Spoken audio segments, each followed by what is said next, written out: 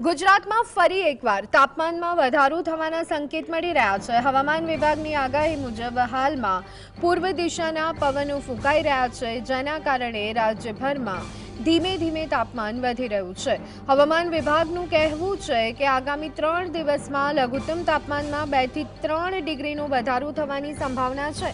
હાલમાં વાતાવરણ સૂકું રહેવાની આગાહી છે, એટલે કે વરસાદની કોઈ શક્યતા નથી। જો કે ગઈકાલે રાજ્યના કેટલાક વિસ્તારમાં સામાન્ય ઠંડીનો અનુભવ થયો હતો। ખાસ કરીને કચ્છના નલિયામાં લઘુત્તમ તાપમાન 10.8 ડિગ્રી સેલ્સિયસ નોંધાયું, જે રાજ્યમાં સૌથી નીચું હતું। પરંતુ હવે પવનની દિશા बदलाता गर्मी नो अनुभव વધ્યો। सबसे कम तापमान रिकॉर्ड हुआ है नलिया में, वो 11.2 डिग्री सेंटीग्रेड, जो नॉर्मल से -4.2 डिग्री सेंटीग्रेड नीचे है।